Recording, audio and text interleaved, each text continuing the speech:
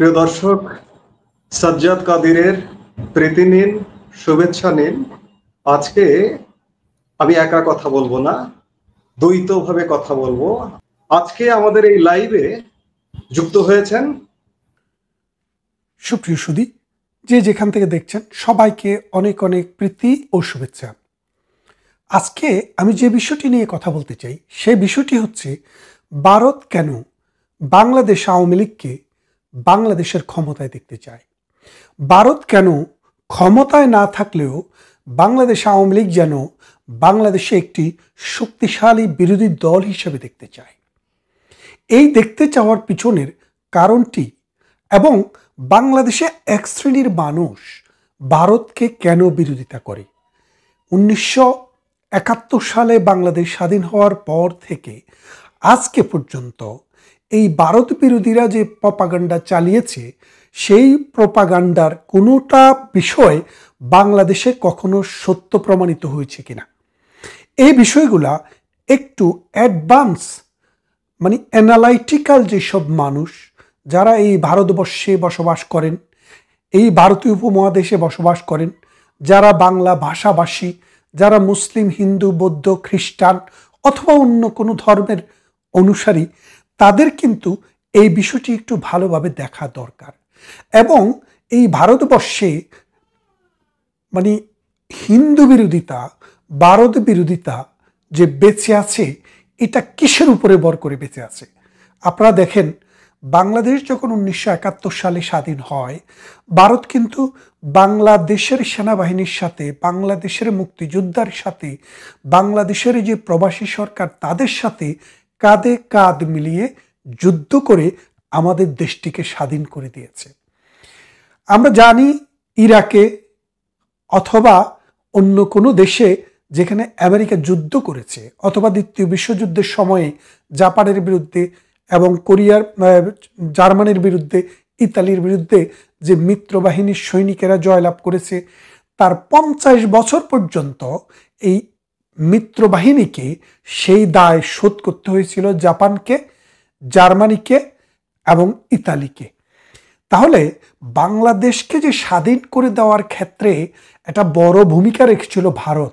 ভারত কি বাংলাদেশের কাছ থেকে কোনো রকম অর্থনৈতিক সহযোগিতা নিয়েছিল কিনা? অর্থাৎ ভারতীয় বাহিনী বাংলাদেশে যুদ্ধ করার সময় তার বাহিনীর যে অনেক সৈনিক মারা গিয়েছে, কেউ বলেন 1500, কেউ বলেন 2000, কেউ বলেন 20,000, আমরা সঠিক সংখ্যাটি জানি না। তবে সর্বনিম্নে যে সংখ্যাটি আছে সেটিও 2000-এর উপরে। এই যে 2000-এর উপরে ভারতীয় সৈন্য বাংলাদেশের স্বাধীন দেশকে স্বাধীনতা করে দেওয়ার জন্য, স্বাধীন করার জন্য যে জীবন দিয়ে গেলেন, সেই স্বাধীন করা দেশ ভারতকে কি কোনো পেমেন্ট দিয়েছিল? ভারত কি এর বিনিময়ে বাংলাদেশের কাছ থেকে কোনো অর্থ পেয়েছিল, সোনাদানা পেয়েছিল, নাকি অন্য কোনো কিছু পেয়েছিল? পায়নি। কেন পায়নি? কারণ ভারত তো বিনিময়ের জন্য বাংলাদেশে আসেনি। বিনিময়ের জন্য মানুষ ট্রেড করে, ভারত ট্রেড করতে আসেনি। ভারত বন্ধুত্বের টানে, ভালোবাসার টানে বাংলার মানুষকে ভালোবেসে এসেছিল। এবং ভারত চেয়েছিল যে এই বাংলা হবে একটি গণতান্ত্রিক রাষ্ট্র, একটি অসাম্প্রদায়িক রাষ্ট্র। যেই অসাম্প্রদায়িক চেতনা, যেই গণতান্ত্রিক চেতনা ভারতের জন্মের প্রথম দিন থেকেই ভারতবর্ষে আছে, কিন্তু পাকিস্তান নামক যে রাষ্ট্রটি জন্ম হয়েছে সেখানে কখনো ছিল না, এখনো নেই। তাহলে দেখেন, ভারত বাংলাদেশে স্বাধীনতা যুদ্ধে অংশগ্রহণ করলো, 1 কোটি শরণার্থীকে নিজের দেশে আশ্রয় দিয়ে খাওয়ালো, বাসস্থান দিল, চিকিৎসা করালো, বাচ্চাদেরকে স্কুলে যাওয়ার ব্যবস্থা দিল। দেশ স্বাধীন হওয়ার পর তাদেরকে আবার এই বাংলাদেশে ফিরিয়ে দিল, কিন্তু তার বিনিময়ে তারা কিছুই পেল না। বাংলাদেশের মুক্তিবাহিনী ভারতের ট্রেনিং নিল, ভারত তাদেরকে খাবারের ব্যবস্থা করলো। এই যে সেনাবাহিনী বা মুক্তিবাহিনী যারা উর্দি পড়তো, সেই উর্দিটাও ভারত দিয়েছিল। যে রাইফেল ছিল, এই রাইফেলটিও ভারত দিয়েছিল। মেশিন গান, স্টেন গান, শর্ট গান, যেই সব কামান, মোটর শেল যা কিছু এসছে সব কিন্তু ভারতের প্রতিরক্ষা মন্ত্রণালয় থেকে যে বরাদ্দ ছিল তাই দিয়েই কিন্তু বাংলাদেশ যুদ্ধ করেছে। অথচ আমাদের মধ্যে এমন নিমক হারাম মানুষ এই বাংলাদেশেও জন্মাইছে যারা ভারতের বিরুদ্ধে নিন্দা প্রস্তাব দেয়, মিথ্যা কথা বলে, প্রপাগান্ডা চালায়। অথচ আমরা জানি যে আমরা ছোটবেলায় যখন বঙ্গবন্ধুকে হত্যা করা হয় 1975 সালে, তারপরে আমরা শুনলাম কি, মানে বিএনপির পুরা জামানায়, এরশাদের পুরা জামানায় আমরা শুনতাম যে ভারতের সাথে একটা গোলামি চুক্তি হয়েছে।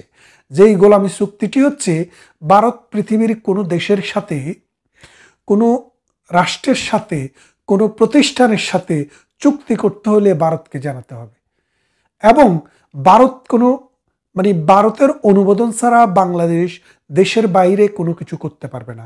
বাংলাদেশের সেনাবাহিনী থাকবে না, বাংলাদেশে কোনো আর্মি থাকবে না, এরকম মিথ্যাকার অনেক কথা আমরা শুনেছি।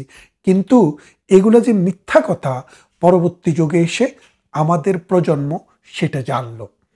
দেখেন, পৃথিবীতে যে কোনো দেশ যখন সেনাবাহিনী দিয়ে, শক্তি দিয়ে স্বাধীন করে দেয়, সেই দেশের সেনাবাহিনী অন্তত 5 বছর সেখানে থাকে। জাতির জনক, শতাব্দীর মহানায়ক, বাঙালি জাতির রাখালের রাজা বঙ্গবন্ধু শেখ মুজিবুর রহমান যখন পাকিস্তানের কারাগার থেকে মুক্তি পেয়ে 10 জানুয়ারি 1972 সালে যখন কলকাতায় গেলেন, ভারতে গেলেন, তখন তিনি ইন্দিরা গান্ধীকে বললেন, আপনার সৈন্যবাহিনী কবে ফেরাবেন? আমি চাই আপনি 26শে মার্চ, আমাদের যেটি স্বাধীনতা দিবস 1972 সাল, সেই দিবসের আগেই ফিরিয়ে নেন।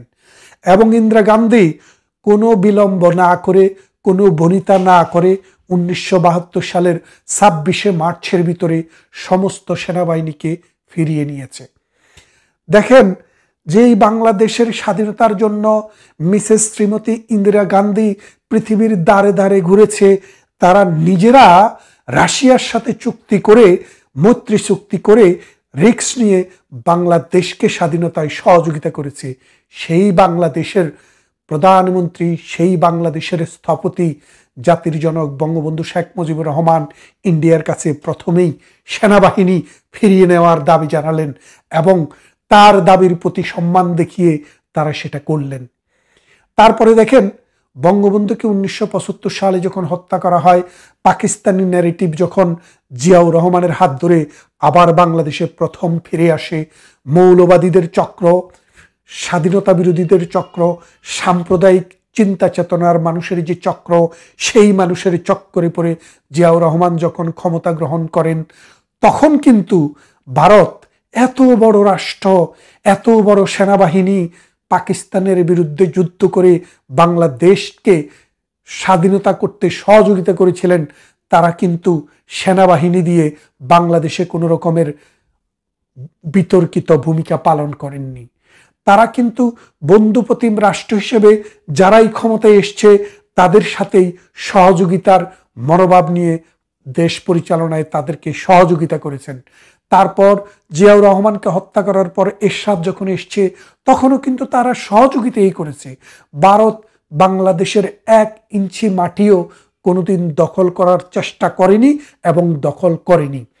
বাংলাদেশে 1972 সালে ইন্দিরা মুজিবের যে চুক্তি হয়েছিল, সেই চুক্তিতে 73 সালে সম্ভবত চুক্তিটি কত সালে হয়েছিল আমার এই মুহূর্তে মনে নেই। সেই চুক্তিটিতে আমাদের যে সীমান্ত পুনর্বিন্যাস, আমাদের যে সীমান্ত সমস্যা, বেরুবাড়ি, আঙ্গুরপোতা, দহগ্রাম, 3 বিঘা করিডোর সহ অসংখ্য সীমানায় অসংখ্য ছোট ছোট এই ভূখণ্ড ছিল, যে ভারতের ভিতরে বাংলাদেশের, আবার বাংলাদেশের ভিতরে ভারতের। 10,000 হেক্টর জমি ভারত বাংলাদেশকে ছেড়ে দিয়ে এই মোদির সরকার, প্রধানমন্ত্রী শেখ হাসিনার সময়ে সেটিকে তাদের সংসদে রেকটিফাই করে নিলেন এবং 2 দেশের মানুষ খুশি হলো এবং যেই সব সীমান্তবর্তী মানুষ ছিল তারা আনন্দের সহিত তাদের পছন্দ মতো রাষ্ট্রের নাগরিকত্ব গ্রহণ করলো। তারপরে দেখেন, আমাদের সাথে ভারতের একটি সমুদ্র সীমা নিয়ে ডিসপিউট ছিল, যেটি 25,000 বর্গ কিলোমিটার। সেটাতে ভারত বলল, আমরা বন্ধুপ্রতিম রাষ্ট্র, আমরা আপনাদের সাথে ঐক্যমত্য, এবং সেটি জার্মানিতে একটি আরবিট্রেশন হলো। সেই আরবিট্রেশনে আমরা পেলাম 21,500 আর ভারত পেল 4,500, এবং আমরা শান্তিপূর্ণ সমাধান করলাম। গঙ্গায় পানি আসে না, হার্ডিন্স ব্রিজের নিচ দিয়ে ট্রাক চলে, হেলিকপ্টার চলে। সেই গঙ্গায় পানি আনলেন প্রধানমন্ত্রী শেখ হাসিনা ভারতের সাথে চুক্তি করে 25 বছরের, যেটির মেয়াদ শেষ হয়ে যাবে আগামী বছর। সেই আগামী বছর থেকে সেপ্টেম্বরের 2026 এটি শেষ হয়ে যাবে। যদি পানি না আসে তখন কি হবে আপনারা দেখবেন। তারপর আসেন ভারতের সাথে আমাদের আরো কত কি। হলদিয়া বন্দর ভারত আমাদেরকে ব্যবহার করতে দিয়েছে, যেটি দিয়ে আমরা 5,000 কোটি টাকার পণ্য বিদেশে রপ্তানি করতাম প্রতি বছর। এবার ভারত সেটা বন্ধ করে দিয়েছে। ভারত এইভাবে, ভারত যে আমাদেরকে, এই ছোট একটি দেশকে গিলে খায়নি। ভারত আমাদের উপরে অবৈধ কোনো শর্ত কখনো চাপিয়ে দেয়নি, বহুবার লোন দিয়েছে। আমাদের যখন বিদ্যুতের সমস্যা, ভারত তখন বিদ্যুৎ দিয়েছে। আমাদের যখন পানির সমস্যা, ভারত তখন পানি দিয়েছে। কিন্তু এত কিছুর পরও বাঙালিরা ভারতকে কি দিয়েছে? বাঙালিরা ভারতকে দিল কি? 10টা কষ্ট এই বাংলার জমিন দিয়ে যাচ্ছিল ভারতের অখণ্ডতাকে বিনষ্ট করার জন্য। ভারতের অখণ্ডতা, ভারতে যে গেরিলা যোদ্ধা, তাদেরকে সহযোগিতা করার জন্য চায়না হয়ে পাকিস্তানের অস্ত্র বাংলাদেশ দিয়ে ভারতে ঢুকছিল। অনুপ চেটিয়া, পরেশ বড়ুয়া বাংলাদেশের জামাই আদরে লালিত পালিত হচ্ছিল। শেখ হাসিনার সরকার ক্ষমতায় আসার পর ভারতকে, সেই দুইজনকে ধরে ভারতের কাছে হস্তান্তর করা হলো। তার মানেটা কি দাঁড়াচ্ছে? আমরা যা দিয়েছি সেটা হলো সন্ত্রাস, আমরা যা দিয়েছি সেটা হলো জঙ্গিবাদ, আমরা যেটা দিয়েছি সেটা হলো অস্ত্র, আমরা যা দিয়েছি সেটা হলো ভারতকে ঘৃণা। অথচ ভারত আমাদেরকে দিয়েছে শুধু ভালোবাসা। আপনি দেখেন, তাই ভারত কেন বাংলাদেশে আওয়ামী লীগ সরকারকেই দেখতে চায়, সেই বিষয়টি এখন আপনি ফিরে আসেন। আওয়ামী লীগ যখন আসে তখন ভারতের 10টা অস্ত্র যায় না। আওয়ামী লীগ যখন আসে, অনুপ চেটিয়া এবং পরেশ বড়ুয়ারা বাংলাদেশের ভূখণ্ড ব্যবহার করে ভারতে হামলা চালাতে পারে না। বাংলাদেশে আওয়ামী লীগ সরকার যখন থাকে তখন অসাম্প্রদায়িক চেতনার দুটি রাষ্ট্রের মধ্যে বন্ধুত্বপূর্ণ সম্পর্ক 16 কলায় পূর্ণ হয়। দুই বাংলায় মেলবন্ধন বেড়ে যায়, দুই বাংলার মানুষ শান্তিতে বসবাস করে, দুই বাংলায় অর্থনৈতিক সমৃদ্ধির জন্য একসাথে চেষ্টা করে, দুই বাংলার মধ্যে সাংস্কৃতিক আদান প্রদান হয়, অর্থনৈতিক আদান প্রদান হয়, মানুষের মধ্যে কমিউনিকেশন বৃদ্ধি পায়। আর যখন এই রাজাকার, মৌলবাদ, অন্যান্য ভারত বিদ্বেষীরা ক্ষমতায় আসে, তখন ভারতকে শুধু বিষ দেয়। এখন ঐতিহাসিকভাবে ভারতের যে দারিদ্র, ক্ষুধা, ভারতের বিশাল রাষ্ট্রে যে অসহায় মানুষ, সেটা আর 1940, 50, 60-এর দশকে নেই। এখন ভারত একটি মধ্য আয়ের দেশে পরিণত হচ্ছে বা হয়েছে। ভারত পৃথিবীর 5ম বৃহত্তম অর্থনীতির দেশ বা 4র্থ বৃহত্তম অর্থনীতির দেশ। ভারত সামরিকভাবেও পৃথিবীর 5টি শক্তির মধ্যে একটি। তাহলে ভারত তো এখনো বাংলাদেশকে গণার সময় নেই। তারপরেও ভারত বাংলাদেশকে যথেষ্ট সম্মান দেখিয়েছে, ইজ্জত দেখিয়েছে। বাংলাদেশে ভারত বিরোধিতার যে সূতিকাগার, এই সূতিকাগারগুলো হলো মসজিদ, মক্তব এবং মাদ্রাসা। মসজিদে এবং মক্তবে, মাদ্রাসায় একই শত্রু। এই মাদ্রাসাতে যখন ছোটবেলায় একটা শিশু যায়, তার মাথায় পুরো পৃথিবী না দিয়ে, তার মাথায় মানবিকতা না দিয়ে, তার মাথায় বিজ্ঞান চেতনা না দিয়ে, তার মাথার ভিতরে ঢুকানো হয় হিন্দু নাপাক, হিন্দুত্ববাদের বিরুদ্ধে তার মধ্যে একটা ঘৃণা তৈরি করা হয়, ভারতের বিরুদ্ধে একটা ঘৃণা তৈরি করা হয়। ভারতরা দেবদেবীর পূজা করে, সেই জন্য মুসলমানের জন্য হারাম বলে ফতুয়া দেওয়া শেখায়। এই যে অবস্থাটা, এই শিশুটি বাংলাদেশে এখন মোট শিক্ষার অর্ধেকে কিন্তু মাদ্রাসায় যায়। তাহলে দেখেন, যেই শিশুটি মাদ্রাসায় যায়, স্কুলে যে যায়, সে তার খুশি মতো, সে মুসলমান, হিন্দু, বৌদ্ধ, খ্রিস্টান, যে কেউ, সে ধর্ম পালন করবে নাকি ধর্ম পালন করবে না, ধর্ম কতটুক পালন করবে কতটুক করবে না, ধর্মের কারণে অন্যের সাথে বিভেদ তৈরি করবে কি করবে না, এটা সে শিখে না। সে শিখে শিক্ষা, আধুনিকতা, আলো। আলো দিয়ে সে দেখে পৃথিবীর কার সাথে চলবে আর কার সাথে চলবে না। কিন্তু মাদ্রাসায় যে যায়, তাকে অন্ধত্ব শেখানো হয়, এটা বাধ্যতামূলক। আপনারা দেখেছেন, গত পরশু এক শয়তান ঘোষণা দিয়েছিল তাকে ইসকন নাকি তাকে হাইজ্যাক করে নিয়ে গেছে, গুম করেছে। অথচ পরবর্তীতে ক্যামেরাতে ধরা পড়লো নিজেই গুম হয়ে ইসকনের নাম দিল। এমনও বলল তাকে বলৎকার করা হয়েছে। পরে যখন ধরা পড়লেন, বললেন যে এটা শয়তানি করিয়েছে আমাকে, আমার ভিতরে শয়তান ভর করেছিল। আরে ভাই, শয়তান ভর করেনি, এই লোকটাই শয়তান। এরা শয়তানের দল, এরা সবাই শয়তান। এই মিছিলে হাজার হাজার লোকের সামনে তারা যে বক্তৃতা দেয়, এদের বেশিরভাগই শয়তান। শয়তান না হলে শয়তানের কথা শোনে কেন? তাই বলছি, দেখেন, এই ভারতবর্ষকে আমরা এত কিছু পেলাম, আমাদের 54টি নদী, এই নদীর বাংলাদেশের নাম নদীমাতৃক দেশ, দেশের মা হচ্ছে নদী আর নদীর মা হচ্ছে ভারত। সেই নদীমাতৃকার মা ভারত, সেই ভারতের 54টি নদী, পদ্মা, মেঘনা, যমুনা, সুরমা, আত্রাইয়া, আমাদের সমস্ত নদী, সাঙ্গু, মাতামোহরী, গুমতি, তিস্তা, ধরলা, সমস্ত নদী ভারত থেকে এসছে। আজকে যদি ভারত সমস্ত নদীর পানি প্রত্যাহার করে নেয়, এই বাংলা মরুভূমিতে রূপান্তরিত হবে।